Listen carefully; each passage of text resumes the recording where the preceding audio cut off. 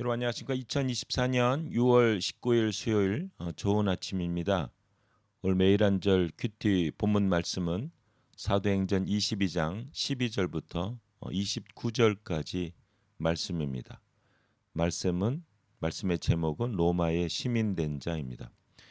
말씀 요약을 하면 바울은 예루살렘 군중 앞에서 이방인에게 복음을 전하게 된 경위를 설명합니다.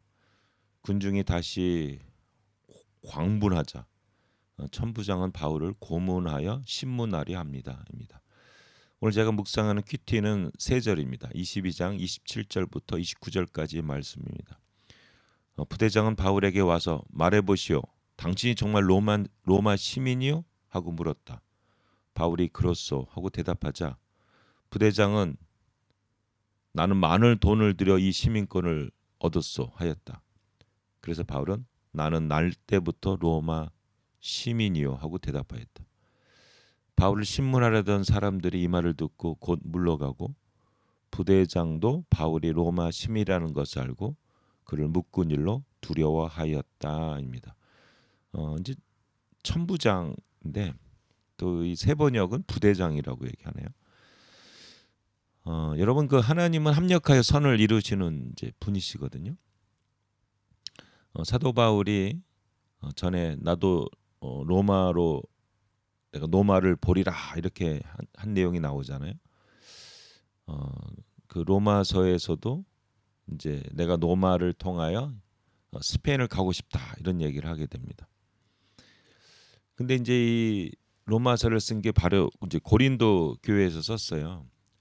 그러니까 바울이 이제 로마로 가겠다라는 성령의 감동함인지 이제 이런 게 있었는데 이제 그래서 로마서를 쓴 이유가 그 로마 교인들하고 좀 좋은 관계를 맺어서 이제 스페인 선교를 할 때 도움을 받고자 해서 이제 쓴 거거든요. 나도 로마도 보아야 하리라 이렇게 했는데 아마 바울의 생각은 이제 로마를 자기가 이제 이렇게 선교 여행하는 것처럼 가려고 하지 않았는가 이제 생각을 한 것 같습니다. 근데 그 사도행전을 보면 사도 바울의 계획대로 된 게 하나도 없어요.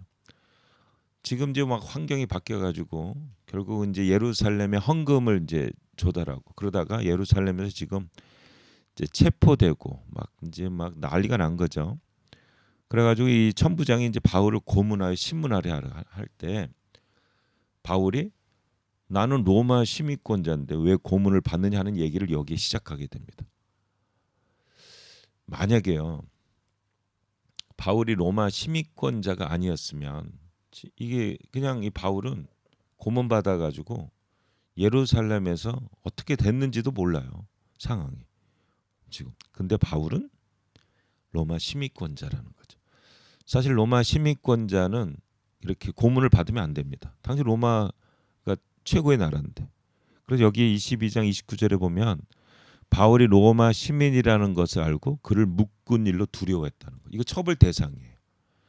그리고 이제 두 번째는 이 로마 시민권자는 이제 무슨 문제가 발생했을 때 이런 고소 사건이 났을 때 가이사에게 내가 로마 황제에게 이것을 이제 거기서 내가 판단을 받겠다면 그런 권리가 있었대요. 왜냐하면 로마 시민권자이기 때문에 예루살렘은 속국이잖아요. 사실은 로마의 속국 당시에. 그래서 속국 우리나라식으로 하면 막 일본이 우리나라를 지금 점령을 했는데 일본 사람이 한국 그 재판관한테 재판을 받겠다 받아야만 한다 이렇게 할 수 없잖아요. 나 일본 사람이다. 왜냐면 당시에는 이게 좀 원통한 일이기도 하지만 그 이제 사실이잖아요. 당시는 일본이 더 이제 점령군이었고 우리를 통치하고 있었으니까 나 일본 가서 그 받겠다 이러면 그렇게 되겠죠. 이런 거랑 비슷한 거죠. 예. 그래서 사실은 이 바울이 참 이 로마 시민권을 가졌다는 게 또 이 하나님의 정말 이 기가 막힌 어, 섭리라고 할 수가 있겠죠. 섭리인 겁니다. 그래서 결국은 쭉 보시면 그 그 로마로 이제 가기까지, 물론 나중에 이제 순교를 당했지만 순교도요. 다른 제자들은 십자가 처형을 당했잖아요. 근데 로마 시민권자는 십자가 처형을 안 당해요. 그래서 바울은 그런 가장 비참했던 베드로는 십자가 처형을 당했다고 하지만 바울은 그냥 일반 시민권자들의 이렇게 처형을 받은 거로 이렇게 나와 있습니다. 하나님이 바울의 어떤 일상 환경과 상황과 이 가족 관계, 이 로마 시민권이란 시민권자라는 이것을 쓰셔서 결국 로마로 가게 됩니다. 그리고 이제 바울이 좀 대단한 게 뭐냐면, 내가 이제 가이사 앞에서 상소를 받겠다. 이렇게 되면 어떻게 돼요? 이 바울이 계속해서 사람들하고 대적할 때 계속 자기 간증을 하면서 설교를 하거든요. 그러니까 이 바울은 이걸 통해서 로마 황제한테 자기가 설교할 기회를 가지려고 한 거죠. 이게. 근데 이제 나중에 보면은 이제 그런 기회는 갖지 못했죠. 가이사라에서 이제 2년을 있었고, 그 다음에 로마 셋집에서 2년이 있었는데, 상황을 보면 이런 감옥에서 대기가 이제 2년이래요. 2년이 되면 풀어줘야 된대. 그래서 가이사라 2년이 있을 때 로마로 옮기게 된 것도 그거예요. 그리고 옮겨서 로마 이제 셋집에서 2년 있다가 풀려가지고 4차 선교 여행을 했을 거라는 거죠. 그게 이제 디모데 전서하고 디도서를 이제 썼 때가 바로 로마 감옥에 있다 풀려가지고 썼을 거다. 결국 2년을 채우고 이제 풀려나게 돼서 황제를 만나는 일은 없었죠. 만약에 이제 그게 상소가 됐으면 만나서 얘기했겠죠. 로마 황제에게 이제 사도 바울이 이제 복음을 증거할 수 있는 기회가 됐겠지만 그렇게는 안 된 거로 보입니다. 하여튼 하나님께서는 합력하여 선을 이루시는 분이신 것 같아요. 이러한 바울의 이 놀라운 환경. 그리고 이제 쭉 보시면 알겠지만, 전에 이제 가이사라에 갔을 때 그 이제 아가보라는 이제 그가 이제 그 예언을 했잖아요. 아주 비참하게 이제 죽을 거라고 이렇게 예언했는데,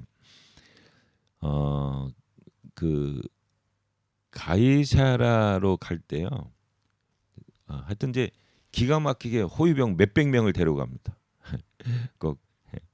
왜냐하면 이제 사람들이 이 폭도라고 해서 막 죽이려고 하니까 로마 그 군대들이 이제 이게 로마 시민권자니까 아주 이렇게, 그래서 아주 화려하게 가이사라로 다시 들어가요. 어쩌면은 이 사도 바울의 이 선교 사역 중에서 가장 꽃피었던 시절일 수도 있어요. 나중에 한번 큐티할 때 보겠습니다. 결론은 하나님 우리의 어떤 환경과 상황을 통해서 이렇게 역사하십니다. 시민권 그 권리도 이용하시는 하나님. 그래서 결국은 말씀하신 대로 이 사도 바울이 로마로 가게 됩니다. 하나님은 섭리의 하나님이시요, 하나님은 합력하여 선을 이루신 하나님이십니다. 이 하나님이 여러분과 함께 하시고 우리 일생을 인도하십니다. 우리 온전히 믿고 이 하나님을 통하여 영광 받는 귀한 여러분 되시기를 예수님의 이름으로 축복합니다. 하나님 아버지, 합력하여 선을 이루신 하나님, 바울의 로마 시민권을 통하여 로마로 가게 하시고 새롭게 복음 역사를 이루신 하나님, 이 하나님이 우리의 하나님이십니다. 너무 감사합니다. 예수님의 이름으로 기도합니다. 아멘. 한마디에 우리 하나님은 섭리와 합력하여 선을 이루시는 하나님이십니다. 아멘.